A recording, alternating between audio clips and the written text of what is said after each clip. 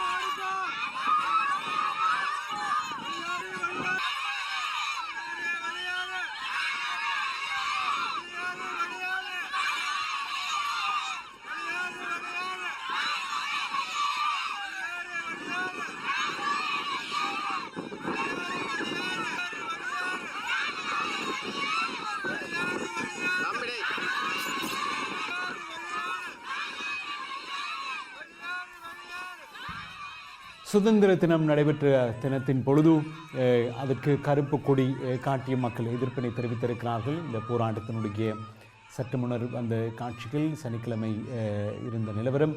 அது தவிர இன்றும் தொடர்ச்சியாக அங்கே போராட்டங்கள் தொடர்ந்து கொண்டே இருக்கின்றன. அரசாங்க தரப்பிலும் அதிகாரிகள் தரப்பிலும் இருந்து பலர் சென்று தொடர்ச்சியாக அந்த மக்களோடு பேச்சுவார்த்தை நடத்தி கொண்டிருக்கிறார்கள். ஆனால் மக்கள் தெளிவான தீர்வு தங்களுக்கு கிடைக்கிற வரையில் தாங்கள் அந்த இடத்தை விட்டு நகரப்போவதில்லை என்பதில் திட்டவட்டமான உறுதியோடு இருக்கிறார்கள். வவுனியாவில், முல்லைத்தீவில், கிளிநொச்சியில், யாழ்ப்பாணத்தில் இன்று பல்வேறு இடங்களிலும் இடம்பெயர்ந்து ஆங்காங்கே வாழ்ந்திருந்த அத்தனை கிராம மக்களும் இந்த இடத்தில் ஒன்று கூடியிருப்பதையும் நாங்கள் காணக்கூடியதாக இருக்கிறது.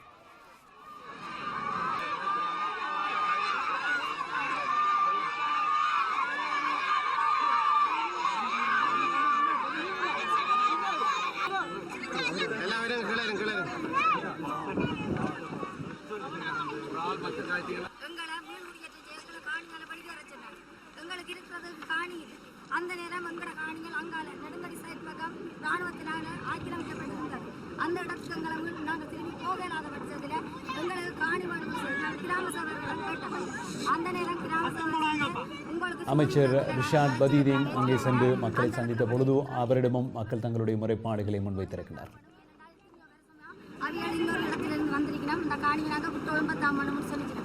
நாங்கள் அந்த மனநீதியில உண்மையிலேயே அவையால் கஷ்டப்பட்டு சம்பாதிச்ச பொருட்களையும் இதையும் விட்டு வெளியேறின மக்களுக்கு அந்த இடத்தை நாங்கள் விடுதலை செய்து கொடுக்கணும்ன்ற ஒரே நோக்கத்துக்காண்டு அந்த இடத்தை விட்டு நாங்கள் வெளியேறதுக்கு சம்மதிச்சு ஒரு கொஞ்சம் குறுகிய காலப்பகுதிக்குள்ள எங்களை இந்த கிராமத்தை பார்த்து எங்களை மீள்குடியேற்றம் செய்துட்டாங்க.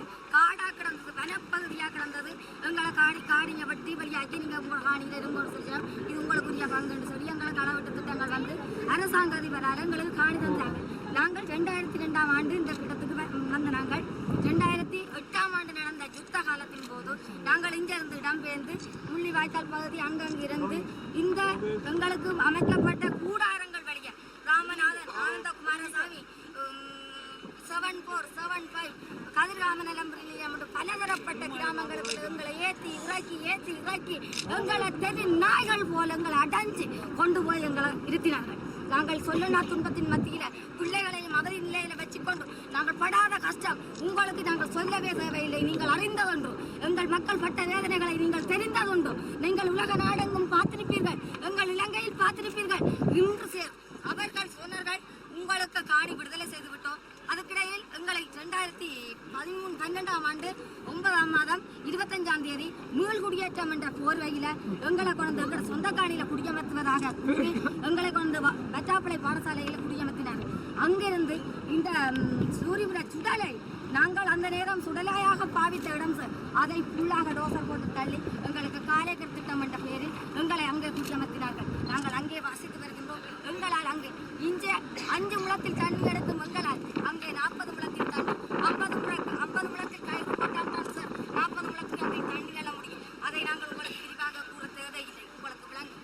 அங்கே தண்ணி அள்ளி குளிக்கும் போது சோப்பை போட்டு விட்டால் அடுத்த தண்ணி அள்ளி குளிக்கிறதுக்கு அவ்வளவு சோப்பு சார்ந்து பெண்களுடைய நிலைமை, சிறுவர்களுடைய நிலைமை உங்களுக்கு நாங்கள் கூற தேவையில்லை.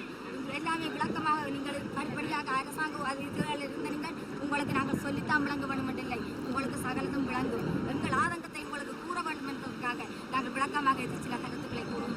இப்படியே இருக்கும்போது 2013ஆம் ஆண்டு இந்த வியாபார மாண்டரிடம் எங்களுடைய கோமிட்டுகள் அனுமதி காணி அனுமதி பத்திரங்களை கொண்டு கொடுத்தோம். ஐயா எங்களுக்கு இங்கே வாழ முடியாது. அமைச்சர் ரிஷாட் பதீதீன் அந்த பிரதேச மக்களை சென்று நேரடியாக பார்த்த பொழுது இருக்கின்ற நிலைமைகளை அந்த மக்கள் சார்பில் மிக தெளிவாக விளக்கம் அளித்திருக்கிறார்கள். தொடர்ச்சியாக நடக்கிற இந்த போராட்டம் பல அரசியல் தலைவர்களை அந்த பிரதேசம் நோக்கி ஈர்த்திருக்கிறது. வடமாகாண முதலமைச்சர் சி.வி. விக்னேஸ்வரன் சனிக்கிழமை சென்று அவர்களை சந்தித்திருக்கிறார். பல கருத்துக்களை காத்திரமாக சொல்லியிருக்கிறார். அவர் அங்கே சென்ற பொழுது இருந்த நிலவரத்தையும் இங்கே நாங்கள் கொண்டு வருவது பொருத்தமாக இருக்கும். சி.வி. விக்னேஸ்வரன் கேப்பாப்பிளவுக்கு சென்றிருந்தார். அதே போன்று அவர் அங்கு சென்று நேரடியாக மக்களை சந்தித்தது மாத்திரமல்லாமல் இராணுவத்தோடும் சென்று நேரடியாக இந்த விடயங்களை எடுத்து சொல்லியிருக்கிறார்.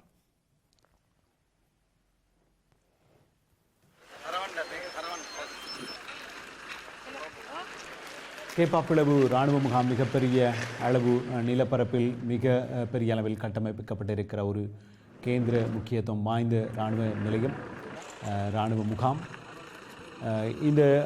இந்த முகாமை ஒட்டி இருக்கக்கூடிய பிரதேசங்களில் அடைக்கப்பட்ட வேலிகளும் கூட மக்களுடைய நிலத்தில் அடைக்கப்பட்டிருக்கின்றன என்று சொல்லப்படுகிறது.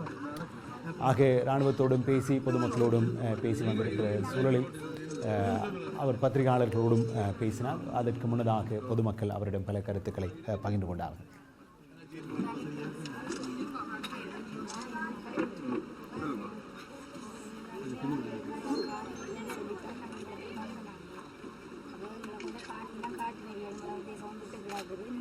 எங்கே உங்களோட காணி இதுலேருந்து எவ்வளோ தூரம்? 1300 மீட்டர் வரும் ரோட்டில். சொல்லித்தான் கூட்டி வந்தோம். அப்போ நாங்கள் வந்த இடத்துல முடிவு பண்ணி கரைச்சி கொண்டு வந்துடலாம் செய்யலாம். ரோடுக்கு வந்து நாங்கள் கட்டினாங்க ஒரு முடிவு சொன்னார். அவர்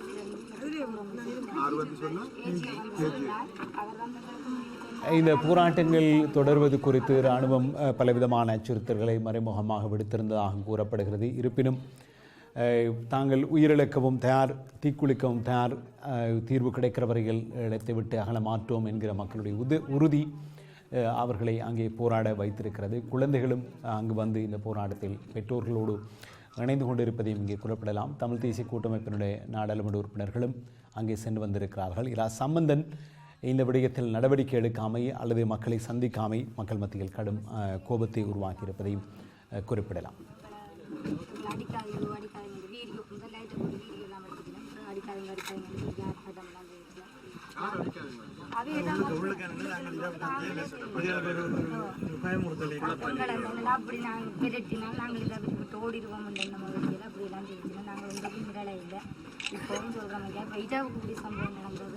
மக்களுடைய பிரச்சனைகளை தொடர்ச்சியாக கேட்டதன் பிற்பாடு சி.வி. விக்னேஸ்வரன் அங்கு வந்திருந்த ஊடகவியலாளர்களுடைய கேள்விகளுக்கு பதிலளித்தார். பல கேள்விகள் அங்கே முன்வைக்கப்பட்டிருக்கின்றன. இது புதுக்குடியிருப்பு பிரச்சனை, கேப்பாப்புலவில் நடக்கிற பிரச்சனைகள், அது தவிர காணாமல் போனோரை கண்டுபிடித்து தருவதற்கான போராட்டம் என்று நடக்கக்கூடிய போராட்டங்கள் குறித்தும் பல கேள்விகள் அங்கே எழுப்பப்பட்டன. இன்று இருக்கக்கூடிய அரசியல் சூழலில் ஸ்ரீலங்காவின் சுதந்திர தினம் கொண்டாடப்பட்டிருக்கின்ற நிலையில் தமிழர்கள் நிலை பற்றியும் பல காத்திரமான கருத்துக்கள் அங்கு பரிமாறப்பட்டன. சி.வி. விக்னேஸ்வரன் மக்களை சந்தித்த பிறகு சொன்ன விடயங்களை இங்கே கொண்டு வருகிறோம். அந்த உடனேயே அது இந்த காலகட்டத்தில் ஏப்ரல் மாதத்தில் எங்களுடைய ஒரு குழுவை அமைத்து 5 பேர் கொண்ட குழுவை அமைத்து அவர்கள் எங்களுக்கு அறிக்கை தந்திருந்தார்கள். அந்த அறிக்கையிலே அவை சொல்லியிருக்கணும், எங்களுடைய இராணுவத்தினர் அந்த இப்போ இருக்கிற இடத்துல இருந்து தென்மேற்கு பூரமாக லேசாக சென்று அங்கு தங்களுடைய முகாம்களை அமைக்கலாம் என்றும் இவர்களுக்கு தங்களுடைய காணியை கொடுக்க முடியும் என்று தான் சொன்னவர். இப்போ நாங்கள் இதில் அவைக்கு தெரியப்படுத்தி, அரசாங்கத்துக்கும் தெரியப்படுத்தி, எல்லாருக்கும் தெரியப்படுத்தி அது சம்பந்தமாக நடவடிக்கை எடுப்பதாக கூறி, அதன் அடிப்படையில் தான் எனக்கு ஒரு கடிதம் வந்தது ஜனாதிபதியிலிருந்து, தான் இந்த காணியை கொடுக்க போறேன்னு சொல்லி. அப்போ அந்த நேரத்தில் எங்களுக்கு திரு ரவிஹரன் தான் வந்து சொல்லி, சார் கொடுக்க போகிற காணி வேறு, இது வேறு என்று எனக்கு சொல்லத்தான் அது சம்பந்தமாக நாங்கள் அதை பற்றி கொஞ்சம் பரிசீலித்து பார்த்த உடனே தான் எங்களுக்கு தெரிஞ்சது, அதை தர வேண்டிய காணி வேறு, தருவதாக சொன்ன காணி வேறு, ஆனால் கொடுக்கறது வேறு காணி என்று. அப்போ இது சம்பந்தமாக நான் தெரியப்படுத்தினால் அவர் வந்தவர் திரும்பி போயிட்டார். அதை பற்றி தெரியாது என்னத்துக்கண்டு. ஆனால் இவர்களுடைய கோரிக்கை மிகவும் நியாயமானது. 8 வருஷம் ஆயிட்டது. இப்போ இன்னும் ஒரு 10 நாளில் 12 நாளோ இன்னத்துல 8 வருஷம் ஆகுது. அப்போ இவர்களுடைய காணிக்கு இவர்கள் இப்பொழுது போகாவிட்டால் எப்பொழுது போவதாக அல்லது எப்பொழுது அவர்களை கொண்டு செல்வதாக அரசாங்கத்தினுடைய எண்ணம் இருக்கின்றதோ தெரியவில்லை. இப்பொழுது வரும் பொழுதுதான் எனக்கு தெரியும் இந்த அளவுக்கு இராணுவம் இங்கு நிலை பெற்றிருக்கின்றது என்று. சென்ற இடமெல்லாம் அங்கெல்லாம் தங்களுடைய ஆதிக்கத்தை செலுத்தும் முகமாக அந்த வழியிலே இருக்கின்றார்கள். இன்று சுதந்திர தினம் என்று கூறுகின்றார்கள். எங்களுடைய மக்கள் தங்களுடைய வீடுகளுக்கு, காணிகளுக்கு திரும்ப போக முடியாமல் இருக்கின்ற ஒரு காலகட்டத்திலே என்ன சுதந்திரம் வேண்டி இருக்கின்றது? அதாவது சுதந்திரம் என்று சொல்லியிருக்க அவர்கள் தங்களுடைய காணிகளிலே நிம்மதியாக போய் சென்று இருக்கக்கூடிய ஒரு நாளாக இருக்க வேண்டியும், அதுக்கு பதிலாக இவர்கள் இரவிரவாக பயப்பிரீதியிலே இருக்கின்றார்கள். வெளிச்சங்களை நிப்பாட்டி அவர்களுக்கு சித்திரவதை கொடுப்பது போன்று பல வேலைகளையும் இராணுவத்தினர் செய்து கொண்டிருப்பது மிகவும் அசிங்கமானது ஒன்று. அதாவது இராணுவத்தினரிடமிருந்து அவ்வாறான ஒரு நடவடிக்கையை நாங்கள் எதிர்பார்க்கவில்லை. அவர்கள் தங்களுடைய காணிகளை திருப்பி கொடுக்க வேண்டிய அவசியம் இருப்பது என்பதை தெரிஞ்சு வைத்திருக்கின்றார்களோ எனக்கு தெரியவில்லை. ஏனென்றால் ஏதோ ஒரு 1000 வருஷத்துக்கு நாங்கள் இங்கே இருக்க போகின்றோம் என்ற எண்ணத்திலே இருக்கின்ற போதில் தான் எனக்கு தெரியுது. ஆனால் மக்களுடைய இந்த போராட்டம் நியாயமானது. அதற்கு நாங்கள் எல்லா விதத்திலும் நாங்கள் எங்களுடைய உதவியையும் எங்களுடைய ஒத்துழைப்பையும் நாங்கள் நல்குவோம். இங்கே எங்களுடைய பாராளுமன்ற உறுப்பினர் இருக்கின்றார், எங்களுடைய வடமாகாண சபை உறுப்பினர்கள் இருக்கின்றார்கள். நாங்கள் முழுமையாக அவர்களுடைய அந்த கோரிக்கையை நாங்கள் வரவேற்கின்றோம். தங்களுடைய இடத்துக்கு அவர்களுக்கு போவதற்கு எக்காலத்திலும் உறுத்திருந்து போர் முடிந்து விட்டது. என்ன காரணத்திற்காக இவர்கள் இங்கு தொடர்ந்து இருக்க வேண்டும்? முதலாவது கேள்வி. தருவதாக கூறிவிட்டு அவர்களுடைய காணியை தருவதாக கூறிவிட்டு வேறு காணிகளை கொடுப்பதன் மர்மம் என்ன? அதாவது இவர்களுடைய காணியை என்றென்றும் தாங்கள் எடுத்து வைத்திருப்பதாக இவர்களுடைய எண்ணம் இருக்கின்றது என்று எங்களுக்கு தெரியவில்லை.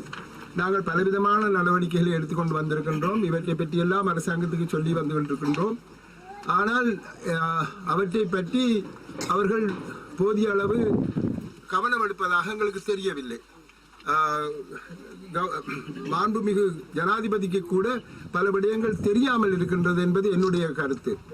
அதாவது அவருக்கு பிழையான கருத்துக்களை கூறி பிழையான தகவல்களை கூறி ஒரு நல்ல விதத்திலே நடவடிக்கைகள் எடுக்க வேண்டும் என்று நினைக்கின்ற ஒரு நாட்டினுடைய அரசியல் தலைவர்களை கூட பிழையான வழியிலே நடத்தி செல்வதாகத்தான் எனக்கு படுகின்றது.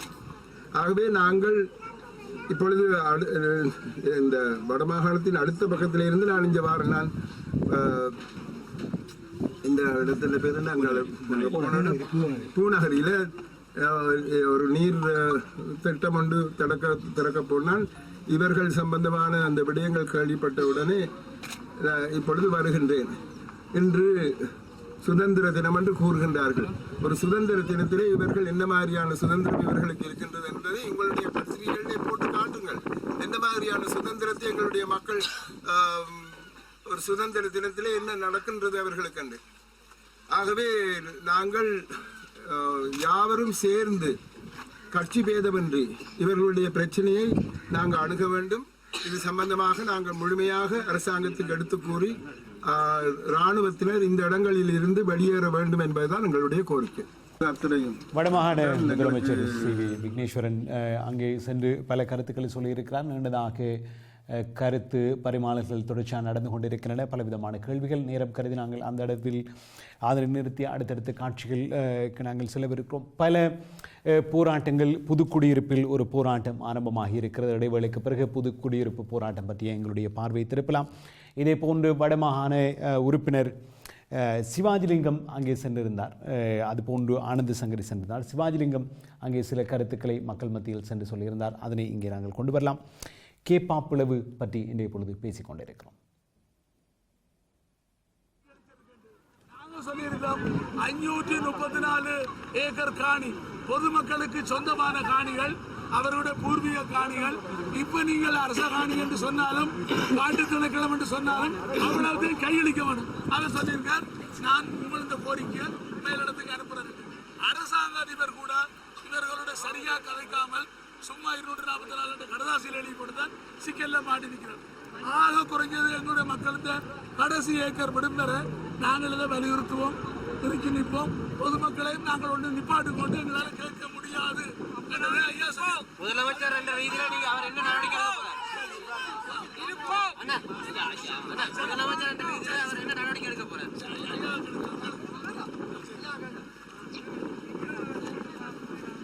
மாகாண அரசினுடைய பிரதிநிதிகள் தான் முதலமைச்சர் ஐயா, அமைச்சர்கள், நாங்கள் அந்த இதில் கலந்து கொள்றோம். இதே மாதிரி தான் ஒவ்வொரு டிஎஸ் ஆபீஸ்ல நடக்குது.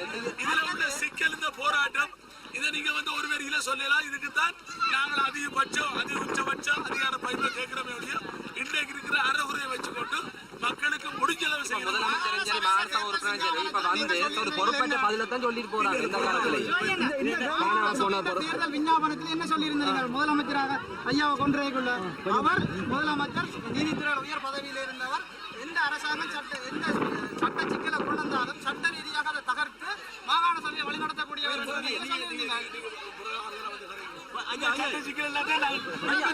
534 ஏக்கரும் விடுவிக்கப்பட வேண்டும் என்ற மக்களுடைய கோரிக்கை. அந்த தம்பி எடுக்க முடியாது விட்டு போங்க.